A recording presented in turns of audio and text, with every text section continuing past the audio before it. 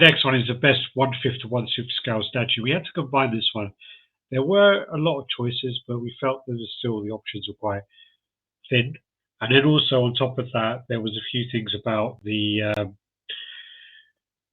some of the stuff, like, the anime stuff is 1/6, but the sheer scale of it, we've had to put the actual anime stuff into its own category Exactly. because it's unfair. Yeah, because it's not comparable with anything else. That's the problem. Yeah, well, it's the same thing as well as like doing the XM 110 Transformers within the Iron Studios that kind of scale pieces. It's not fair. They're just going to wipe the board of it. It's unfair. So then that's why we created the Showpiece Award. Exactly. We've done the awards for so long now that when we've done the lower scales, the smaller scale stuff, you're giving it to massive statues. Yeah. And the reason you're giving it to these massive fucking 1/3 size things is because they're like technically 1/7 the size of a Transformer. That just don't work. You can't compare the work of the craft in between one and the other. It just does not work. Anyway, the other way would be a price point in. It could, but again, it's if you have one particular part that takes the lead, then whoever makes the cheapest is going to win, and that ain't really part of it.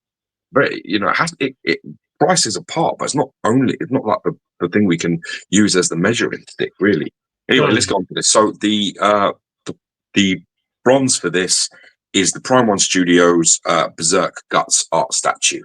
So this actually come out fantastically well. Looked awesome. This is one scale, and I've seen this one, and I really like it. I really like this piece, and I'm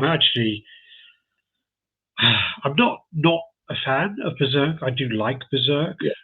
I'm not like a big enough fan to get a full statue of it, and I do think this 1/6 scale piece really ticks a lot of boxes, and I think is a really nice piece. I think it definitely deserves to be here for sure. Got a fantastic mood about this piece. It's got a lot of feeling in the pose of it, and I love the sort of cape and all that business going on over there. And this was actually really delivered well, so fair play to Prime. And they did a really good job.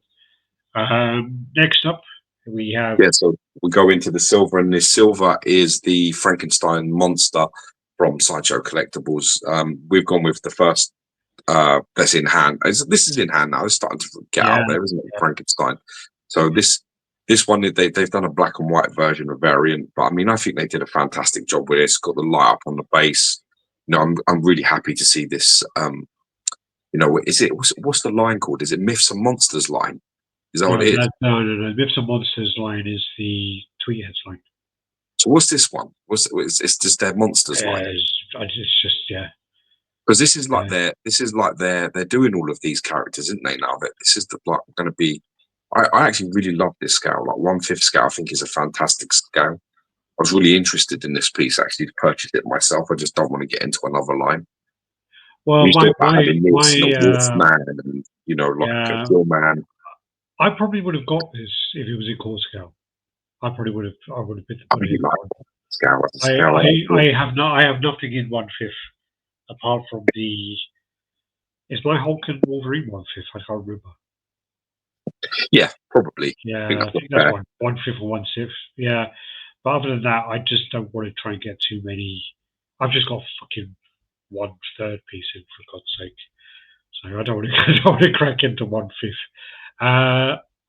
Aussie game collector. No. I said I'm not a Berserk fan. So I don't mind Berserk. I have no problem with Berserk, but I'm not a big enough fan to forgive Alex's lack of eloquence in English. I'm not a Guts fan. What a fucking double negative. No, it's the way I say, but so I am. Yeah, not means just say I don't know. That helps. Yeah. No, it's just that I'm not like, I've watched it and I was like, oh, holy fuck, that was. You can say I'm indifferent. But I'm indifferent. and I do think it's that's polite. A cool enough. No, I think it's a cool enough anime. There's a lot of it. It's just not something that I would invest in a big scale. I would buy. I mean, the ones if I had to, I'd buy the Visceral Starline by Promon. That's a whole other story. Anyway. Okay, so on to the gold. So the winner of this category is actually the Tweeterhead Skeletor that they brought out. This obviously comes with all the various switch outs and stuff. You've got sort of like a more realistic head, then you've got the sort of, the sword and the laughing, portrait. This one, the one that Alex is showing you now, is actually a variant because the original, the Ram is different and he has a cape, and that's actually the true winner. Did I fuck up? Nah, it's all right. It's a picture of it, but you've got the variant on there, which is like the Filmation version. You've got that version. The version, the one that that one is obviously the one where you get all of this and more. The only difference is they're not really purple on there. He's sort of like, well, he looks like that. See him? Yeah. Yeah, it's like that. But I think that Tweeterhead really stepped up in terms of their quality of their work. I mean, the difference between this and sort of Merman and the Trapjaw, and Merman and Trapjaw are really decent pieces, but Skeletor was sort of a massive step up in terms of quality. So got to give them their flowers there for that. I think they did a fantastic job with that Skeletor, and it is probably one of the best Masters pieces I've ever seen. So. I'm a big fan of Hordak as well, but I think Skeletor's very impressive. No, it's really nice. Well, I guess I could have fucked up some of the pictures. Oh well. Nah, it doesn't matter. It's still it's still part of it. It's just a variant. They did 3, didn't they? So they did the first version, which is the exclusive version, and then they did the Filmation version, which is you get this sort of like him like that with the with the sword. But this one has the sword as well. It's got no cape, and the parts that are on it all purple. And then you've got like there's nothing on animes like Cyber City. I love Cyber City. Just Cyber City Aida. Yeah, 808. Yeah, I still think it's hilarious. Where I've said it 100 times before, but there's like it has to be an English dub. It has to be English. It's not. There's no way it's an American dub. It has to be English because the transsexual character just fighting someone and jumps up and like throws something at them and yells out like "Dick Splash."